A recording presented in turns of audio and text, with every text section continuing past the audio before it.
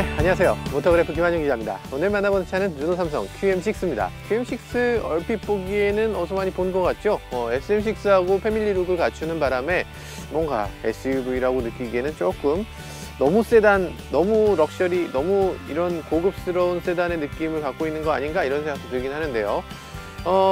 추구하는 방향이 그래서 그렇다고 합니다. 어떤 이유에서 이렇게 디자인이 됐고 어떤 점에서 기존의 SUV들과 차별화가 되고 있는지 한번 샅샅이 살펴보도록 하겠습니다.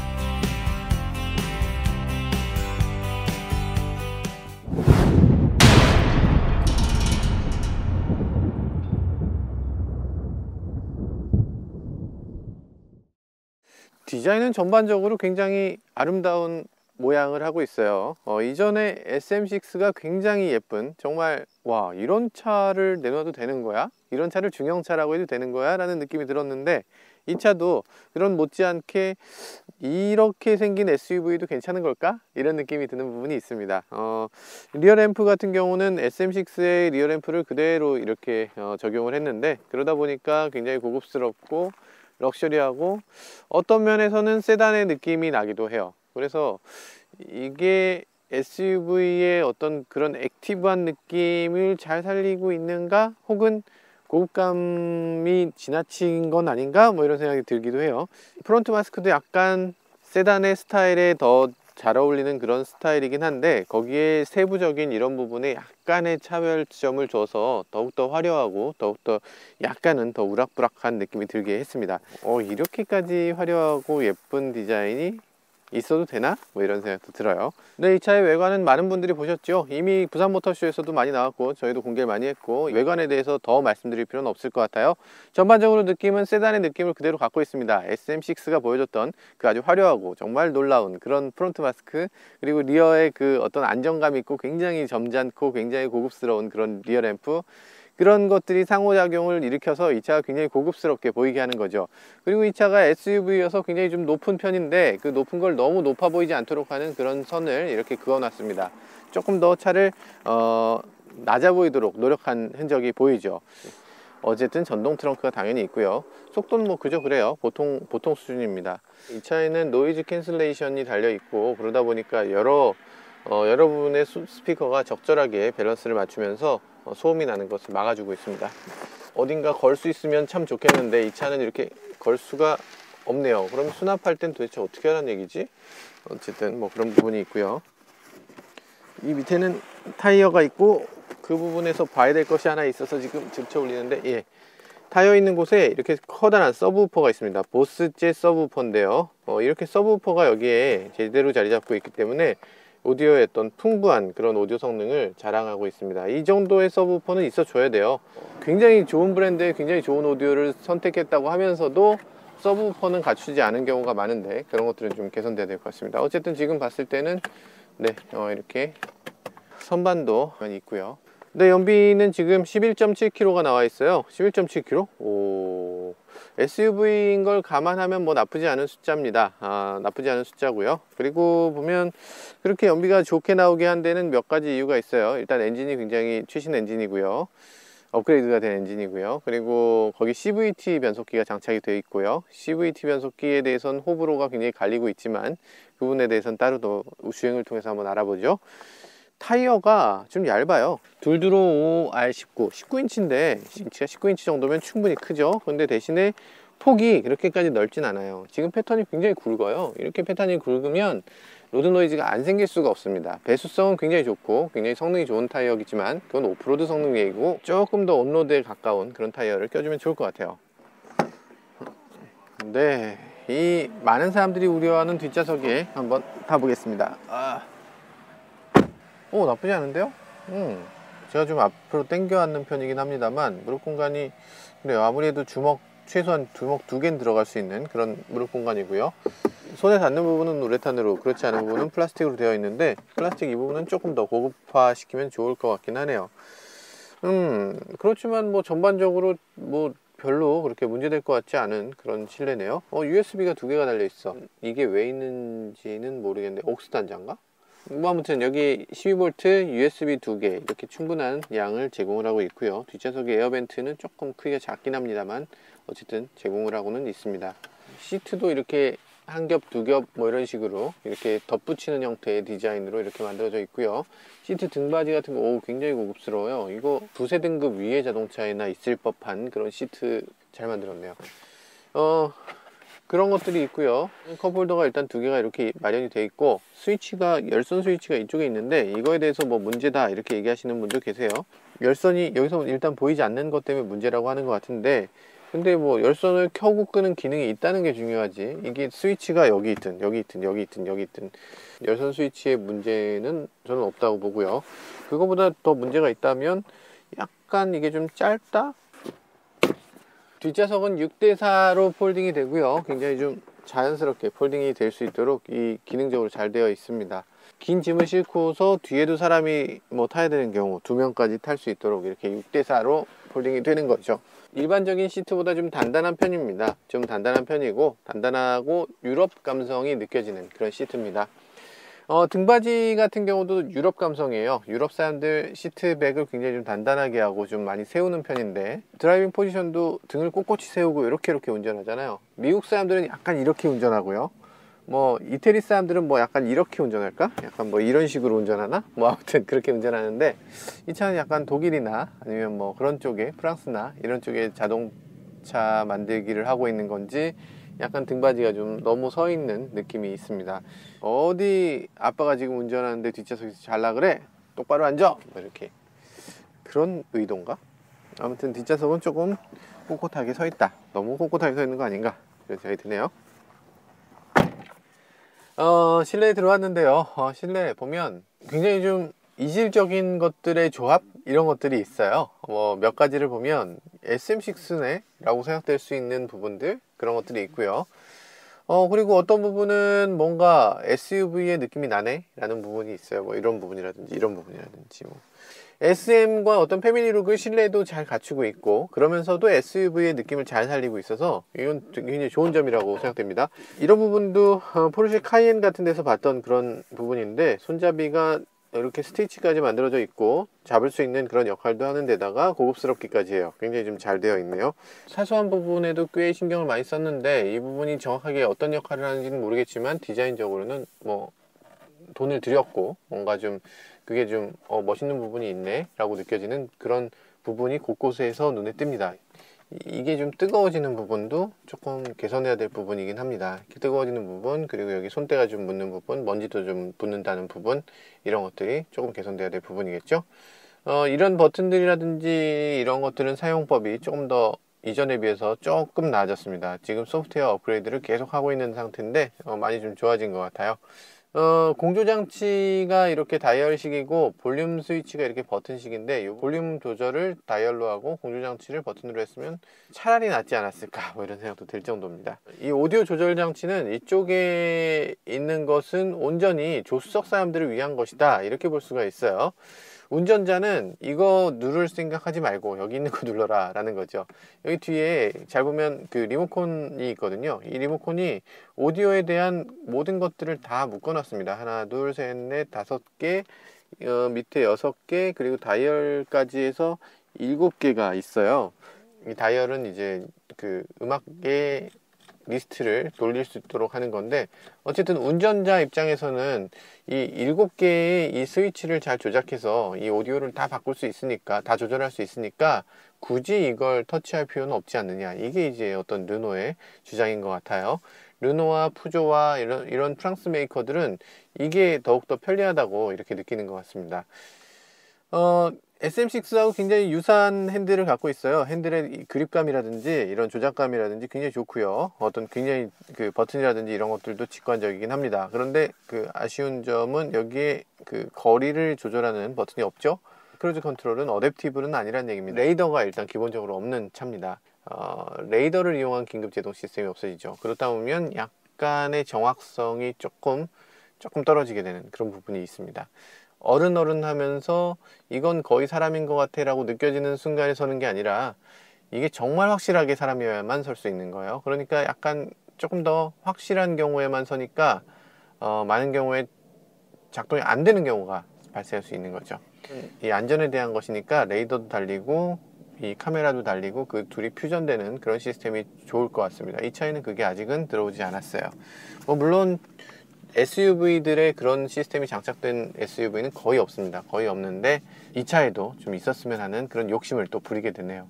계기판이나 이런 것들 SM6하고 비슷해서 실내에서도 뭐 이런 부분은 좋게 보여지는 것 같습니다. 이 시트는 요즘 유행하는 그런 타공 시트고요. 여기에 이제 통풍 시트 기능이 내장이 되어 있고 그리고 이 컬러라든지 이런 톤도 굉장히 좀 잘 만들어져 있습니다.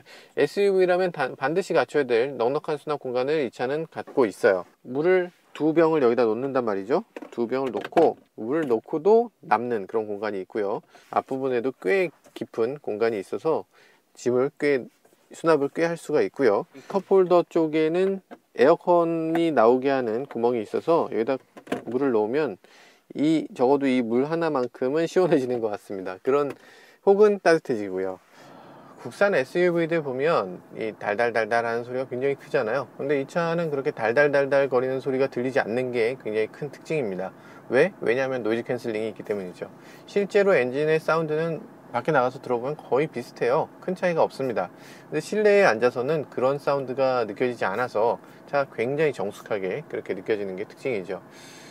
노이즈 캔슬레이션 기능이 잘 작동되는 그런 환경이 있는 것 같아요. 어떤 경우에 더 잘 되고 어떤 경우에 더 안 되는지 정확하게 모르겠는데 어떤 경우엔 차가 너무 조용해서 좀 이상하다라고 생각될 정도로 조용한 경우가 있고 어떤 경우는 뭐 다른 차보다는 좀 조용하지만 그렇게 대단히 조용한 건 아니네 이런 경우가 있어요. 조금 어떤 환경을 좀 타는 것 같습니다. 정확하게는 저도 파악이 안 됐고요. 나중에 좀 장기간 시승할 기회가 있으면 다시 한번 살펴보도록 하겠습니다.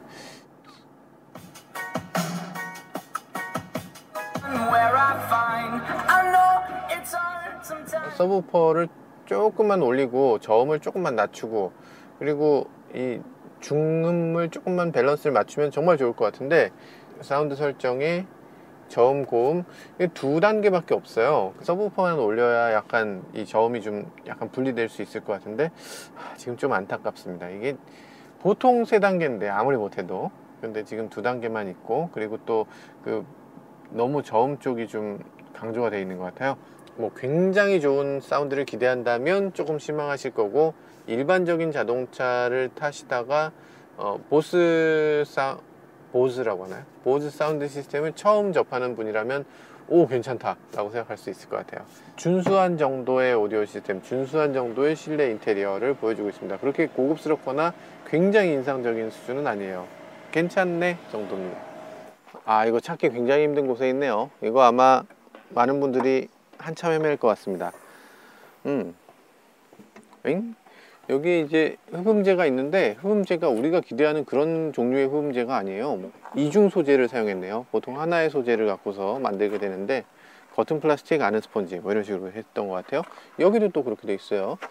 이전에는 없었던 것이 추가된 것도 같아요. 이런데도 스펀지로 이렇게 이제 꼼꼼하게 빈틈을 다 스펀지로 이렇게 막아놨네요. 여기도 또 고무 패킹을 붙였고 플라스틱 부품을 굉장히 많이 사용하는 것을 볼 수가 있습니다. 경량화 소재로서 플라스틱을 아주 적극적으로 도입을 하고 있죠.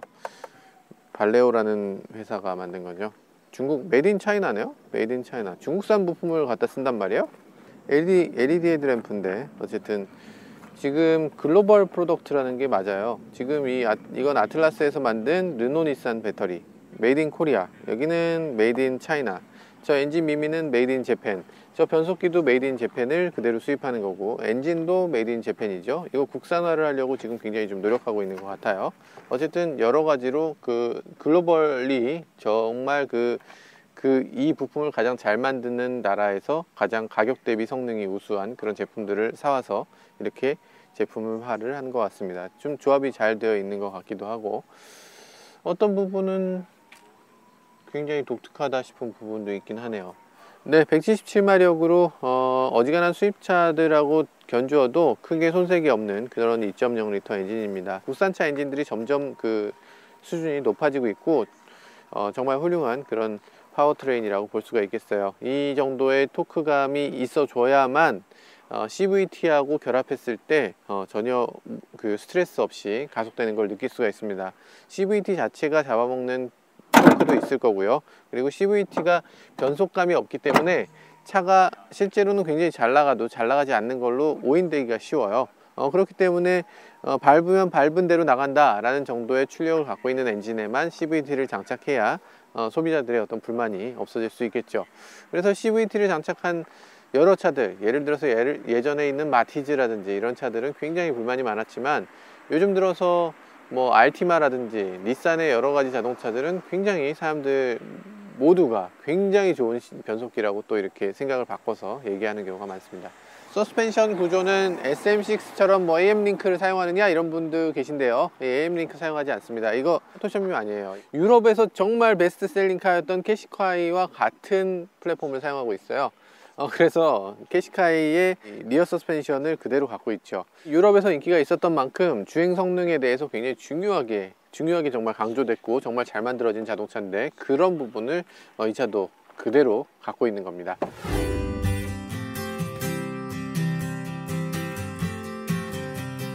네, 지금 산길을 가고 있어요. 산길 와인딩 코스를 굳이 이렇게 만들어 놨는데, 산길 와인딩을 하다 보면 많은 것들을 느낄 수가 있죠. 예를 들면 롤링이라든지 피칭이라든지 뭐 아니면 차의 어떤 언덕을 올라갈 때 그 등판 능력이라든지 이런 것들, 엔진의 토크감, 이런 것들을 느낄 수가 있는데요.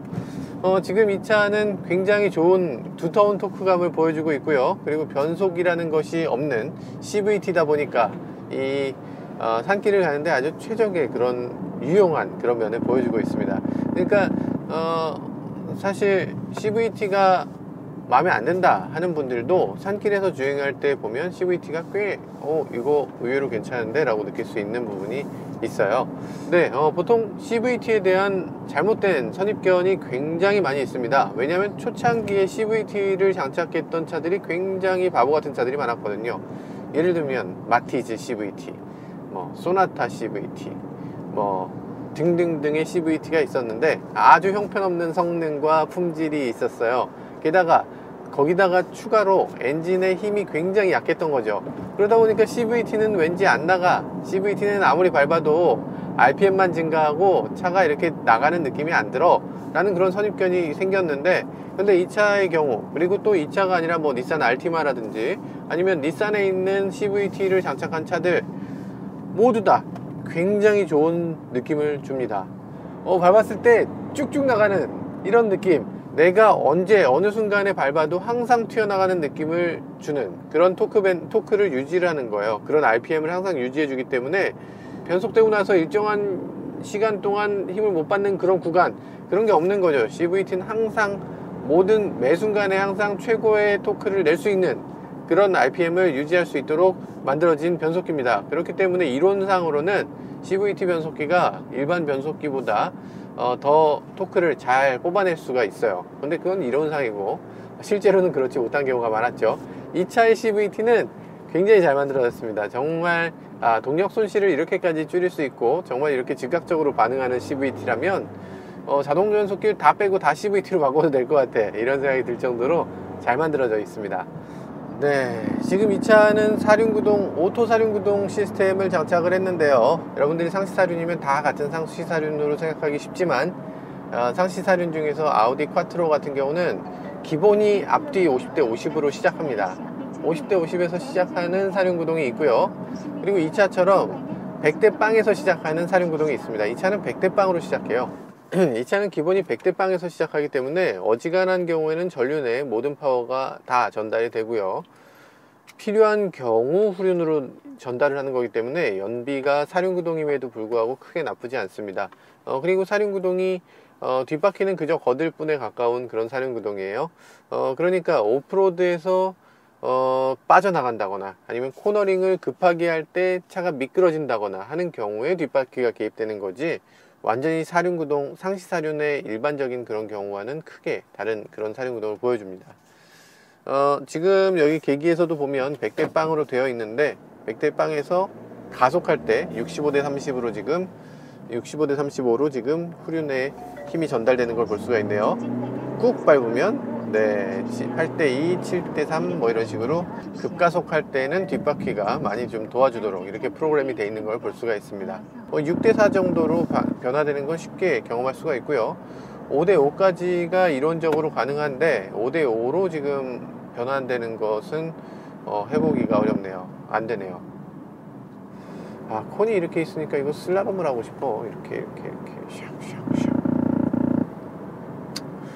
슬라롬을 하고 싶어지는 그런 콘 배열이네요. 이대로라면 굉장히 빨리 달릴 수 있을 것 같아요. 네, 내비게이션에 대해서 저희가 한참 동안 불만을 토로했었죠. 여기 뭐 홈 버튼이라든지 뭐 이런 것들이 제대로 뭐 내비로 들어가려면 도대체 여기서 어떻게 해야 되냐, 이걸 넘겨야 되냐, 뭐 어떻게 해야 되냐, 뭐 이런 불만을 굉장히 많이 얘기를 했는데 다행히 이번부터는 내비가 좀 쉬워졌습니다. 버튼을 누르면 바로 내비게이션 화면이 나오는 이 버튼의 역할이 현재 위치 역할로 바뀌었어요. 그래서 이번부터는 그래도 뭐 이 내비게이션 시스템에 대한 불만은 그렇게 나오지 않을 것 같네요. 네, 이 차에 장착된 엔진은 2.0L 4기통 디젤 엔진인데요. 아주 인상적인 것은 엔진 소리가 거의 나지 않는다는 거예요. 정말 정숙하기 때문에 가솔린 엔진인가? 이런 느낌이 들 정도로 정말 그 엔진의 아주 껄끄러운 부분, 그 디젤 엔진만이 갖고 있는 그 껄끄러운 약간 겔겔겔하는 고영역의 소리를 정말 잘 잡아냈습니다. 정말 잘 잡아냈어요. 이거는 가솔린 엔진하고 비교해도 크게 손색이 없는 그런 주행 사운드고요. RPM을 좀 높여도 RPM을 높였을 때 엔진음이 살아있는데 엔진음이 조금 커지긴 하는데 그 디젤 엔진의 풀가속을 할 때 느껴지는 그 깨당깨당 하는 까라라라라는 그 느낌이 없어요. 정말 정숙하게 정말 잘 달려나가는, 풍절음도 아주 잘 막아놓은 그런 정말 소음에 있어서는 정말 잘 케어한 그런 느낌이 드는 자동차입니다. 그런데 여기는 약간 속임수가 있죠. 여기 보면 노이즈 캔슬링을 위한 마이크가 이쪽에 자리 잡고 있고요. 이 모든 스피커들에서 노이즈 캔슬링 사운드가 나오고 있습니다. 노이즈 캔슬링 사운드, 소리로 소리를 막는다? 이게 어떻게 가능한 거야? 생각하기 쉬운데, 소리가 나는 걸 그 소리에 반대되는 소리를 틀어서 그걸 막을 수가 있는 거죠. 뭐 소리라는 건 어차피 파장이니까 그 파장의 역파장을 쏘아주면 그러면 그 소리가 억제된다는 그런 효과입니다. 엔진 RPM을 좀 높여도 역시나 이 노이즈 캔슬링이 강해서 실제 엔진음이 어떻게 되는지 정확하게 알긴 어렵습니다. 이 차에 탄 사람 입장에선 말이죠. 이 차 밖에서 한번 나중에 들어볼 필요가 있는 것 같아요. 노이즈 캔슬레이션이라는 기능이 항상 100%로 작동되는 건 아니고 경우에 따라서는 아마 어떤 조건이 있는 모양이에요. 경우에 따라서는 작동이 안 되는 경우가 있는데, 작동이 안 된다면 안 되는 순간에는 소리가 갑작스레 굉장히 커지는 것을 느낄 수가 있습니다. 정말 이 액티브 노이즈 캔슬레이션이라는 이 기능이 소리를 정말 효과적으로 줄여주는 거죠. 네, 이 차는 CVT, 그리고 우수한 변속기, 그리고 노이즈 캔슬레이션, 그리고 서스펜션과 이 핸들의 어떤 조합, 이런 것들이 잘 되어 있어서 이 고속에서의 안정성이 진짜 극도로 우수합니다. 정말 극도로 우수하기 때문에 자신도 모르는 사이에 속도를 과속하게 되는 경우가 발생합니다. 그냥 쭉 올라가네? 200도 가겠네? 이 SUV 덩치를 가지고서 이 차를 퍼포먼스카라고 얘기하면 뭔가 이상한 사람이지. 그런데 지금 차를 달려보면 퍼포먼스가 만만치 않습니다. 정말 대단합니다. 대단히 우수한 가속감과 그런 최고속을 보여주고 있어요. 아마 많은 분들이 이 차를 구입하신 후에도 이 차의 최고속까지 밟아볼 경험은 아마 일상적으로는 하지 못할 것 같습니다. 렉타입 전자 스티어링을 달고 있지도 않은데 정말 잘 만들어졌네요. 조금 전에 저희가 탔던 차는 약간 한쪽으로 많이 쏠리는 편이었어요. 그래서 지금 차를 바꿨는데, 바꾸고 나니까 지금 거의 쏠림이 없는 편이에요. 안 잡고도 계속 직진을 어느 정도 해주는, 이 정도라면 그렇게까지 문제되지 않는다는 정도의 쏠림이고, 어느 정도 초기에 만들어진 물량이어서 편차가 꽤 많이 발생하는 것 같습니다. 편차가 있어요. 편차가 있는데 그 중에서 초반에 뽑기운이 굉장히 많이 작용될 것 같아요. 그럼에도 불구하고 이 차가 신차의 품질 중에선 꽤 그래도 안정돼 있을 것 같다고 기대되는 이유는 르노 삼성이 그동안 로그라는 자동차를 굉장히 많이 만들어서 미국에 수출을 했어요. 미국 수출되는 로고는 다 르노 삼성이 만든 겁니다. 부산 공장에서. 그 플랫폼과 공유되는 그런 자동차이기 때문에 로그를 만들었던 그 어떤 기본적인 노하우, 닛산의 미국 수출형 자동차에 대한 스탠다드에 맞춘 거기 때문에 이 차도 그 정도의 품질 수준과 어떤 기술력을 그대로 갖추고 있을 거란 생각은 드네요. 타이어는 선택을 좀 잘못한 것 같습니다. 조금 더 넓은 타이어를 사용을 했어야 될 것 같고요. 그립이 조금 부족하게 느껴집니다. 코너링을 한다거나 급제동을 할 때 일찌감치 스키드음을 느끼게 됩니다. 고속 코너링을 해보면 이 차가 롤링이 굉장히 억제되어 있는 걸 느낄 수는 있습니다. 롤링은 억제되어 있는데 문제는 이 시트가 몸을 그렇게 잘 잡아주는 타입은 아니어서요. 시트의 이 조작을 조금 더 해줄 수 있다면 야, 이거 차가 정말 잘 버텨준다 이런 느낌이 들 텐데 그렇게까지는 아니네요. 시트가 너무 많은 것을 좀 깎아먹고 있는 것 같아요. 그리고 왼발이 풋레스트가 조금만 더 벌어졌다면 좀 더 몸을 잘 지탱해 줄 수 있었을 것 같은데 풋레스트가 너무 안쪽으로 와 있어요. 제가 느끼기에 시트는 좋은데 크기가 너무 커요. 크기가 너무 커서 이 옆에 올라온 부분이 도움이 별로 안 됩니다. 느낌만 올라와 있는 느낌, 디자인만 있고요. 실제로 몸을 지탱해 주는 효과는 없네요. 정말 이 차가 인상적인 부분은 SUV의 디자인을 갖고 있지만 실제로 추구하는 건 세단이라는 겁니다. 세단의 주행 감각을 갖고 있어요. 차마다 아마도 초기 물량이어서 차마다 차이가 있을 거고 제가 탄 차가 더 유난히 그럴 수 있는데 지금 이 차는 이거 디젤이 맞나 싶을 정도의 그런 느낌을 보여주기도 하고요. 그리고 굉장히 좀 그 시트 포지션이라든지 이런 것들도 SUV의 느낌이 아니라 세단 높이에서 조금만 높아진 그저 CUV에 가까운 그런 시트 포지션을 보여주고 있습니다. CUV 같이 주행할 수 있는 그런 도심형 자동차인 거죠. 짐도 많이 실을 수 있고 약간의 시트 포지션이 높아서 앞차 아니라 앞에 앞차까지 살짝 보이는 정도, 그게 이 차의 어떤 특징적인 부분인 것 같아요. 뭐 SUV라고 해서 오프로드를 가게 만들고 뭐 이런 것들은 아닌 것 같고요. 그러면 제가 생각할 때는 조금만 더 그걸 강하게 더 밀어붙여도 좋았을 법했어요. 타이어를 더 얇고 넓은 것을 사용하고 가솔린 모델을 적용하고 아니면 조금만 더 엔진 성능을 높인 모델을 내놓고 뭐 이런 식으로 조금만 더 신경 썼으면 아주 재밌었을 텐데 그렇게까지 재미있게 만들어내지는 못한 것 같아요.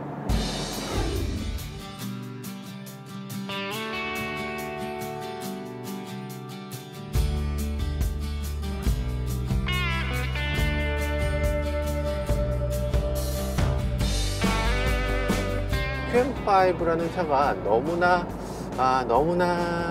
올드하다라는 거였죠. 어떤 차보다 더 오래된 사골 같은 자동차였던 거죠. 뭐 경쟁차들 뭐 여러 개 있잖아요. 뭐 예를 들면 렉스턴, 캡티바, 모하비 뭐 이런 차들과 어깨를 나란히 하는 정말 그 자웅을 가리지 못하는 그런 자동차였던 거죠. 아무리 차를 좋게 만들려고 해도 아무리 잘 팔려고 노력해도 그 한계가 분명하게 있었습니다. 그런데 이 차는 완전하게 새롭게 만들어졌고 훨씬 산뜻하고 이전에는 감히 언급할 수 없었던 소렌토와 산타페를 이제는 정면으로 대결하자 라고 얘기할 수 있는 그런 정도의 수준까지 올라온 것 같아요.